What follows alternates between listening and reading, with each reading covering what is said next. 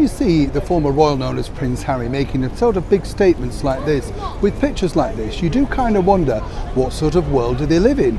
But it's interesting also, isn't it, because as we've often said here on the show, seemingly Harry and Meghan have their own orbit. And from time to time they come down to lecture us about what we're doing wrong, rather than the other way round, lecturing the millionaires and so-called friends of theirs that are seemingly, well, abusing the privileges that they have. As ever, let me explain. Hi, good morning, Neil Sean here in the very heart of London. Nice to see you as always. Thank you also for your very kind comments about some of the recent videos. Lovely that you may remember all of these people like I do. David Soule, yes, there's a blast from the past. Lives near me, you know, in Paddington, yeah. And I often see him actually. He's a nice man, likes to keep himself to himself. But it's hard to believe, you know, when you grow up with these people as a kid and then they live so closely, you see them in your local supermarket and think, this doesn't seem right, you should be on a red carpet. But as ever, you know, you try and keep it normal, don't you? Try not to become too fan-like. Am I the only one?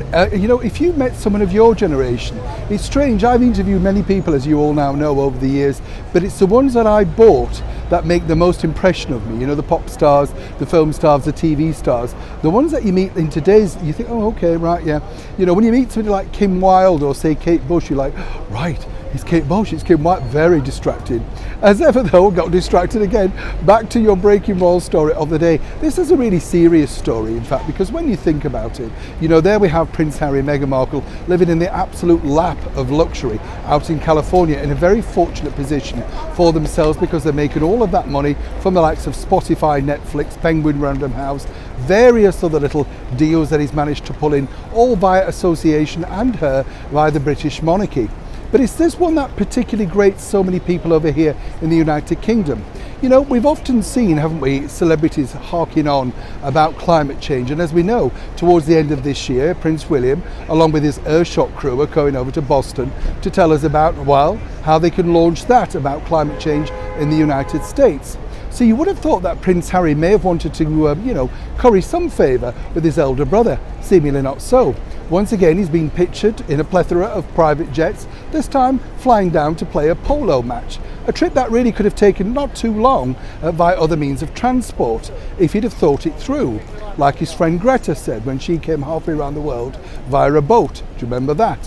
What's interesting though with Harry is, and Meghan, they seemingly don't now care whether they get caught out or not. I mean, yes, they're hiding in cars, they're jumping out at the last minute, but everybody knows they're taking private jets.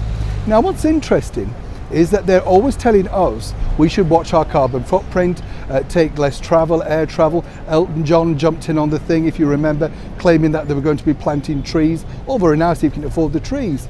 But seemingly, I would suggest anybody wanting to book Prince Harry or indeed Meghan Markle to speak about climate change and, you know, what they're doing to save the planet, unbook them, because they've become a laughing stock, and more importantly, no one will take them seriously. If you are Prince Harry and you're watching this, I know you probably don't care because that's what rich people do. They ignore it because they can afford to. You've already spoken about the fact that you have to take private security jets because of your family.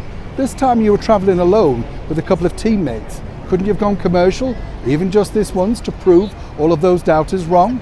Seemingly as ever, not. Neil Sean in the very heart of London.